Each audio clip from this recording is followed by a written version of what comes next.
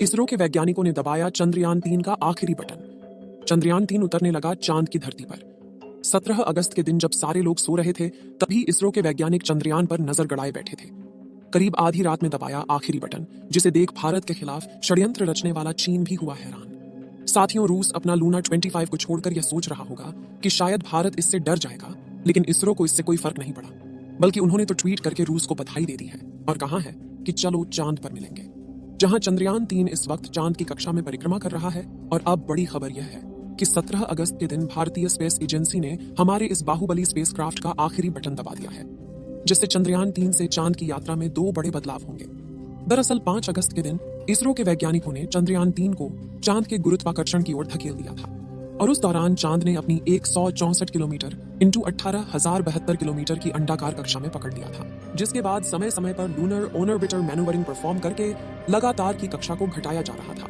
और अब 16 अगस्त के दिन चंद्रयान-3 के अंडाकार कक्षा को घटाकर इसे 100 किलोमीटर इंटू 100 किलोमीटर की गोलाकार कक्षा में भेजा गया। यह प्रक्रिया डी ऑर्बिटिंग के नाम से जानी जाती है, और इसरो के वैज्ञानिक इसे चांद की 5वीं ऑर्बिट में कर दिए हैं। जब यह चांद की सतह से पूरे 100 किलोमीटर की ऊंचाई पर पहुंचा, तो 100 किलोमीटर की कक्षा पकड़ने की यह प्रक्रिया इतनी अहम इसलिए है क्योंकि किसी भी घूमती हुई चीज को उसके अंडाकार रास्ते में से निकालकर गोलाकार रास्ते में रखने के लिए सही रफ्तार और अक्ल की जरूरत पड़ती है। और जैसा कि आप जानते हैं कि चांद की कक्षा में चंद्रयान-3 का प्रोपल्शन मॉड्यूल कई सालों तक लगातार घूमता रहेगा। इसलिए अगर एंगल 1 डिग्री भी इधर उधर हो गया तो प्रोपल्शन मॉड्यूल हर चक्कर में चांद से दूर चला जाएगा, और एक समय ऐसा आएगा जब ये चांद के गुरुत्वाकर्षण से निकलकर डीप स्पेस में खो जाएगा, और इससे मिशन फेल भी हो सकता है।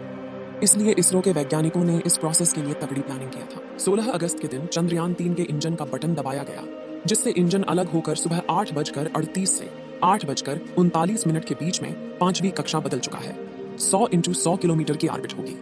ध्यान देने वाली बात तो यह है कि इस प्रोसेस के सभी स्टेप पहले से ही चंद्रयान-3 के आर्टिफिशियल इंटेलिजेंस सॉफ्टवेयर में फिट कर दिए गए हैं। यानी अगर धरती से कोई चूक हो भी जाती है तो आर्टिफिशियल इंटेलिजेंस इसे अपने आप ही ठीक कर लेगा।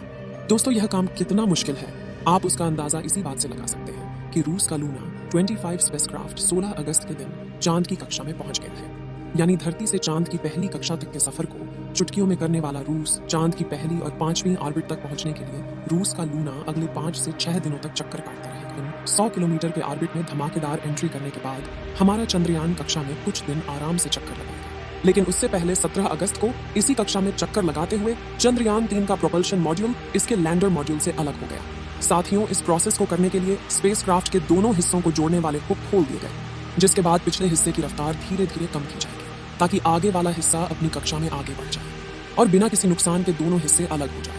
इसके बाद चंद्रयान-3 का लैंडर और प्रोपल्शन मॉड्यूल दोनों ही चांद के 100 किलोमीटर की कक्षा में अलग अलग घूमते रहेंगे। प्रोपल्शन मॉड्यूल तो यहाँ इसी तरह से चक्कर लगाता रहेगा, लेकिन 20 अगस्त के दिन चंद्रयान-3 का विक्रम लैंडर अकेले ही चांद की ऑर्बिट और कम करके 100 इंटू 30 किलोमीटर की ऑर्बिट पकड़ेगा, और जहां से 30 किलोमीटर की ऊंचाई से वह अपनी रफ्तार को धीरे धीरे कम करते हुए चांद की सतह की तरफ बढ़ेगा। आपको बता दें कि इस दौरान पहले तो लैंडर की रफ्तार को बढ़ाकर इसे सतह की तरफ धकेला जाएगा, लेकिन सतह के नजदीक पहुंचते हुए इसकी रफ्तार को धीरे धीरे कम किया जाएगा।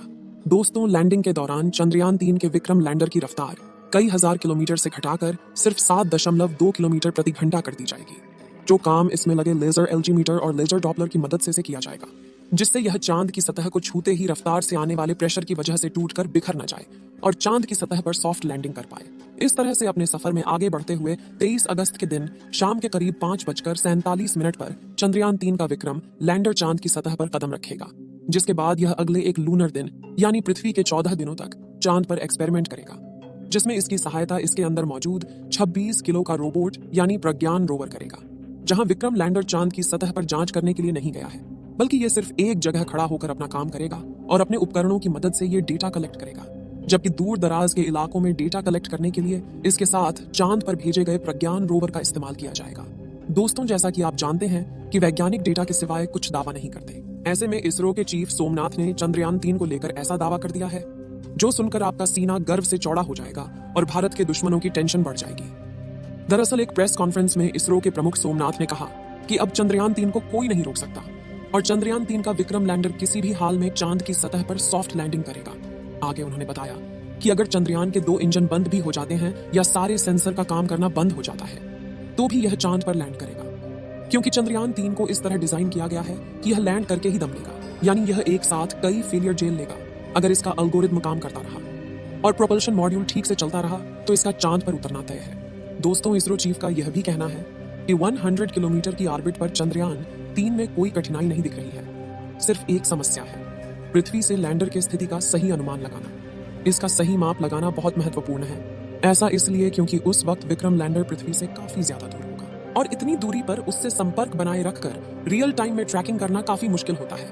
दरअसल साउथ पोल चांद के डार्क साइड में आता है, जहां सिग्नल ब्रेक होना एक आम बात है और सिग्नल टूटने पर यान गड़बड़ा जाता है। साथ ही उसी वजह से पिछले मून मिशन यानी चंद्रयान 2 में चांद की सतह से 2.1 किलोमीटर की ऊंचाई पर इसरो के चंद्रयान 2 से संपर्क टूट गया था और वह चांद की सतह पर क्रैश लैंड कर गया था।